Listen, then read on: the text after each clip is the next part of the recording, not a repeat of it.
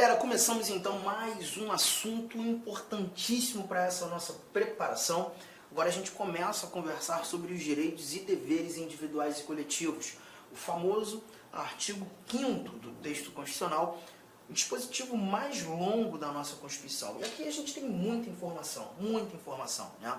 Nós iremos conversar sobre várias recomendações aqui, tratar dos vários direitos, das várias liberdades, falar de remédios constitucionais, falar de muita coisa, né? Sou o professor Arthur Damasceno e a nossa matéria de direito constitucional começa a ganhar um novo corpo agora, quando olhando para esse nosso artigo 5º. Vamos lá, vamos começar aqui tratando do título 2 da nossa Constituição, dos chamados direitos e garantias fundamentais, mas em seu capítulo 1º, os direitos e deveres individuais e coletivos. Bom, a gente começa fazendo a leitura desse caput, esse cabeçalho, dessa abertura que diz que todos são iguais perante a lei, sem distinção de qualquer natureza, garantindo-se aos brasileiros e aos estrangeiros residentes no país a inviolabilidade do direito à vida, à liberdade, à igualdade, à segurança e à propriedade nos termos seguintes. E aí nós temos os vários 79 incisos que serão desbravados por nós nesse nosso bate-papo. Importante lembrar que aqui o nosso constituinte, abrindo o artigo 5º, ele já traz que todos são iguais perante a lei. É aqui que a gente já começa a verificar a ideia no chamado princípio da igualdade, né? O princípio da igualdade que traduz a ideia de sermos todos iguais, mas nós perceberemos que em alguns momentos, só limpar aqui, em alguns momentos nós teremos algumas diferenças que precisam ser levadas em consideração. Essas diferenças que nós veremos no decorrer do nosso estudo são diferenças importantes, diferenças que não ofendem o princípio da igualdade, porque na realidade essas diferenças existentes, elas vão buscar nada mais que garantir a igualdade. Muitas vezes há necessidade de se tratar desigual, se tratar diferente, para que consigamos atingir um resultado de justiça social, de igualdade.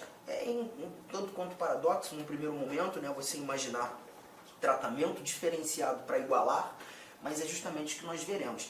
E não sei se você percebeu, nesse nosso caput, o Constituinte ele já traz uma abertura dos valores que nós iremos estudar de maneira mais específica, quando falando da vida, do direito à vida, as várias liberdades, a própria igualdade, a segurança, e aqui a gente fala de segurança pessoal, a gente fala de segurança jurídica e a propriedade. A gente também tem muita coisa relacionada à propriedade no âmbito dos direitos fundamentais.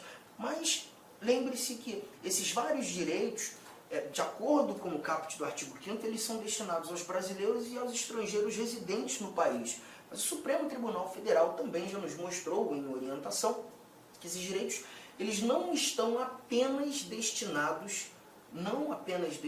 aos brasileiros e estrangeiros residentes, né? Todo e qualquer indivíduo que aqui no Brasil se encontrar, ainda que esteja em trânsito, nós teremos essa possibilidade, né, da aplicação dos direitos fundamentais. Arthur, mas todos? Não, todos não. Até porque quando a gente começa a estudar direitos fundamentais, nós não estudamos apenas o artigo 5º. O artigo 5º é apenas a abertura dos direitos fundamentais. Por isso, título 2, direitos fundamentais, capítulo 1, direitos e deveres individuais e coletivos. Mas aqui a gente também vai ter que estudar os direitos sociais, nós também temos estudo sobre nacionalidade brasileira, sobre os direitos políticos e a tal da cidadania, que nós até conversamos lá nos princípios fundamentais. Então a gente vai verificar que, por exemplo, a nacionalidade brasileira não é para qualquer indivíduo. O estrangeiro, por exemplo, que tem a pretensão de se tornar um nacional, de conquistar a nacionalidade brasileira, ele vai ter que atender a algumas regras. Alguns requisitos precisam ser cumpridos. Dentre esses requisitos, a residência no Brasil. Para se tornar um brasileiro naturalizado, é necessário residir no Brasil. Arthur, por quanto tempo? Calma, nós ainda veremos isso no decorrer do nosso estudo. Mas aqui é apenas uma abertura, um bate-papo introdutório. Eu queria que você agora fosse lá no finalzinho desse teu material, lá no 35º slide. Vamos dar um confere nesse nosso... estou passando aqui, 34º, desculpa. Estou passando aqui por vários incisos ali, 79.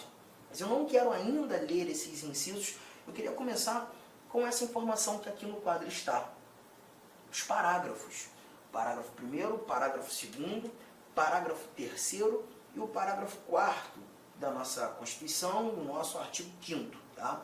Por que eu gosto de começar com esses parágrafos? Porque quando a gente começa a estudar esses parágrafos, a gente começa a entender um pouco mais os motivos e da aplicação e aplicabilidade desses vários direitos aqui traduzidos. Né? Olha o parágrafo 1º que diz: as normas definidoras dos direitos e garantias fundamentais têm aplicação imediata. As normas definidoras dos direitos e garantias fundamentais têm aplicação imediata.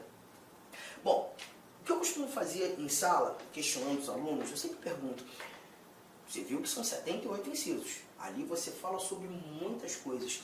Direito à vida, liberdades várias, direito de reunião, direito de associação, direito de herança. Você fala de direitos da pessoa presa, você traz remédios constitucionais, você tem coisa pra caramba. Esse estudo aqui pra gente é um dos mais importantes e um dos mais extensos da nossa Constituição. Só que esse parágrafo 1º que está aí na tua tela, ele diz que essas várias normas definidoras dos direitos e garantias, são várias, têm aplicação imediata. A pergunta que eu costumo fazer em sala é: vocês acham mesmo que todas essas normas que definem direitos fundamentais têm aplicação imediata? Você acha mesmo?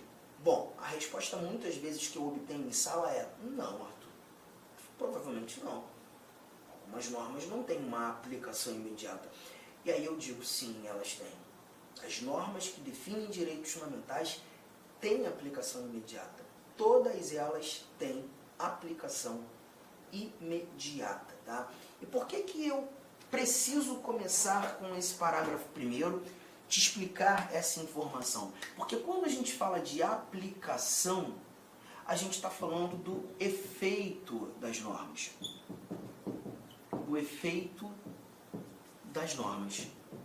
Eu preciso que você guarde que toda norma constitucional tem efeito imediato. Toda norma constitucional tem efeito imediato. Inclusive essas que traduzem os chamados direitos fundamentais. A partir do momento que o Constituinte diz que aquele direito é meu, inseriu aquele direito fundamental no texto constitucional, aquele direito é meu de imediato. O direito fundamental passa a ser meu imediatamente a sua introdução no âmbito dos direitos e deveres individuais e coletivos, no âmbito dos direitos fundamentais. Até porque esse parágrafo 1º fala dos direitos e garantias fundamentais, não só o artigo 5º. Tá? O efeito é imediato. Agora, um cuidado que a gente tem que ter é que, perceba, nem todo direito fundamental tem a aplicabilidade imediata. Nem todo direito fundamental tem a aplicabilidade imediata. Então, cuidado com isso. Aplicação,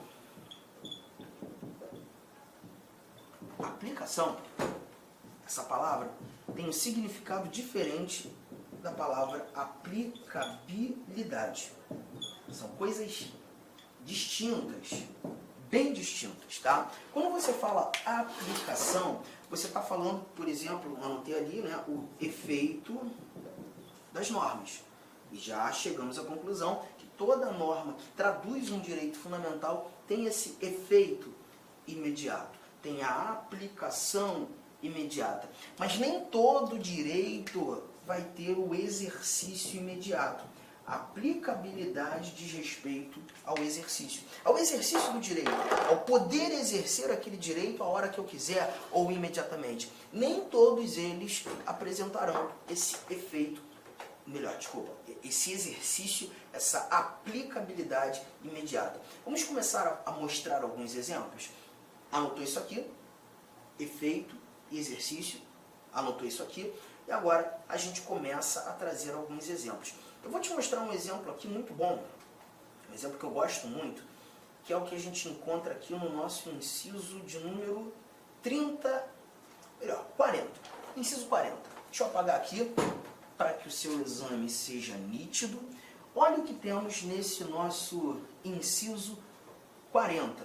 Esse inciso 40, ele fala justamente 40. Ele traz para gente o princípio da irretroatividade da lei penal. Princípio da irretroatividade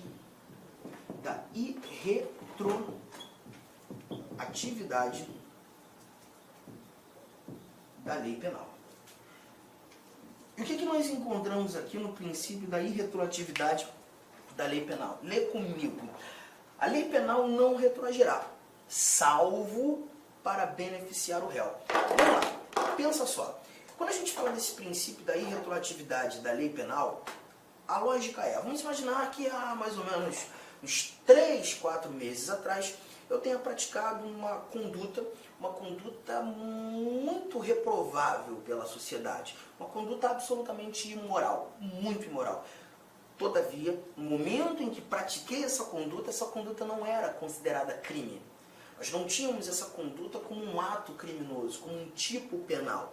E eu pratiquei. Tá? Uns 2 meses depois da prática desse crime, eu, Arthur, acabo verificando uma alteração da lei penal. O legislador passou a entender aquela conduta praticada por mim como criminosa. A pergunta que fica é, se eu pratiquei essa conduta em momento anterior à sua tipificação, será que eu posso ser processado, julgado, condenado por isso? Bom, não. Então eu estou percebendo que o chamado princípio da irretroatividade da lei penal é uma proteção que eu tenho.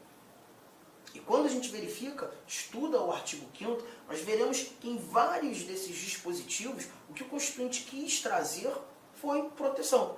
A lei penal não vai retroagir. Se você praticou essa conduta em momento anterior a ela ter sido chamada, definida como crime, você não pode ser processado, julgado. Essa lei não vai retroagir. Ela não vai ter esse efeito chamado ex tunc, né? Que significa efeito retroativo. Efeito retroativo. Não vai ter. Salvo se essa alteração da lei penal for para te beneficiar. Se for para benefício, beleza, aí retroage. Não sendo, ela não pode. Então perceba, gente, esse inciso 40 ele me protege. É uma norma que define um direito fundamental. A pergunta que te faço é, eu dependo de alguma lei abaixo da Constituição, algum ato normativo que complemente a Constituição para ter essa proteção, ou a própria norma constitucional ela já foi suficiente em me proteger? A leitura já garantiu efetivamente a proteção. Você está chegando à conclusão que essa leitura já me protege. Então já estou chegando mais uma conclusão. A norma ela é suficiente. A norma ela é integral. A norma ela é completa. A proteção que essa norma quis me dar, ela conseguiu. Ela não depende de mais nada. A norma tem uma eficácia direta. A norma tem uma eficácia imediata. A norma é de exercício imediato. A proteção ela é imediata. Então, concluindo aqueles dados que a gente viu agora há pouco, essa norma tem aplicação imediata. Aplicação. Porque quando a gente fala de aplicação, a gente está tratando daquela norma que tem um efeito imediato. Toda norma tem efeito imediato. Agora, será que, além do efeito imediato, eu consigo praticar, vivenciar, gozar dessa proteção imediatamente? Consigo. Então, aqui você está verificando que essa norma ela tem uma eficácia plena, porque ela é completa. E não houve aqui na anotação a possibilidade de uma restrição. Arthur, a lei penal não retroagirá, salvo para beneficiar o réu. No entanto, se você fizer isso aqui, ela pode retroagir para te prejudicar. Não tem essa exceção. Não existe essa possibilidade escrita, prevista, de se diminuir a minha proteção. A proteção está lá. A norma não retroage em prejuízo. Tamo junto, tranquilo. Então a gente está percebendo essa norma como uma norma de eficácia plena.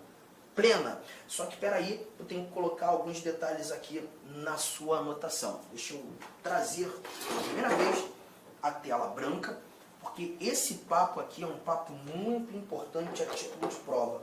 Nesse momento, a gente vai começar a analisar a classificação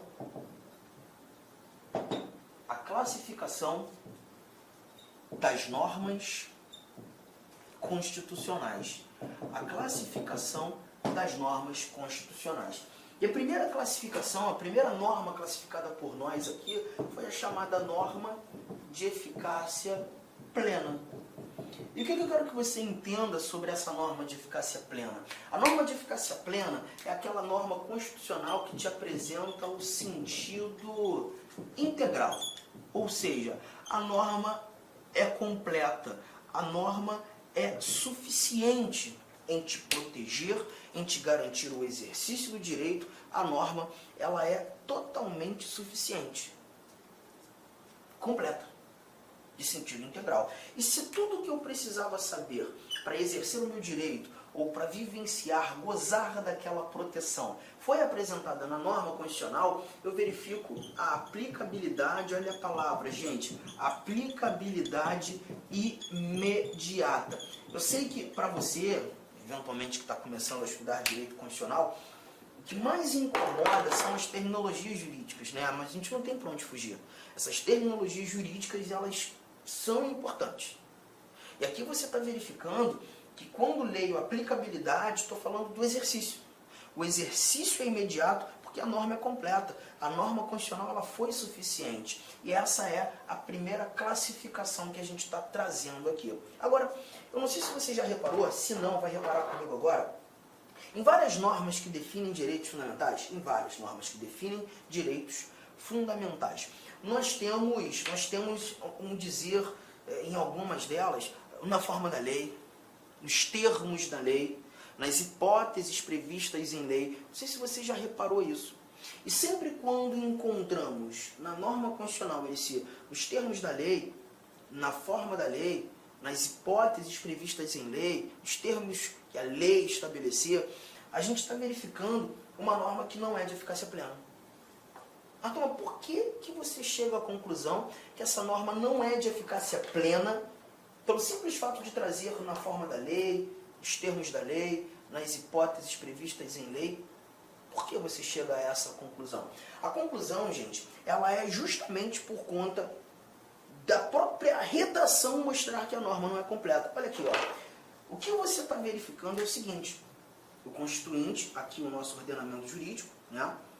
A Constituição lá no topo de tudo, o direito é apresentado numa norma da Constituição, só que a partir do momento Olá, que meus eu leio... amigos. Inicialmente eu peço desculpa, pois interrompi os seus estudos, mas essa videoaula do YouTube é uma videoaula demonstrativa para você conhecer os nossos professores e a qualidade dos nossos serviços prestados. Eu sou o professor Lac, especialista em concurso público, concurseiro profissional, que somente em 2022, eu já fui aprovado em 9 concursos públicos. É isso mesmo, estou aqui para te ajudar. Olha, se você fizer um investimento mínimo, 10 parcelinhas de R$30, exatamente isso, só isso, você vai ter acesso ao nosso curso completaço focado para o concurso da nossa gloriosa Polícia Militar do Estado de São Paulo. E eu tenho certeza absoluta que este curso você vai conseguir adquirir o conhecimento necessário para fazer uma excelente prova. Então espero vocês aqui na Lá Concursos. Fique com Deus, um forte abraço. Tchau, tchau.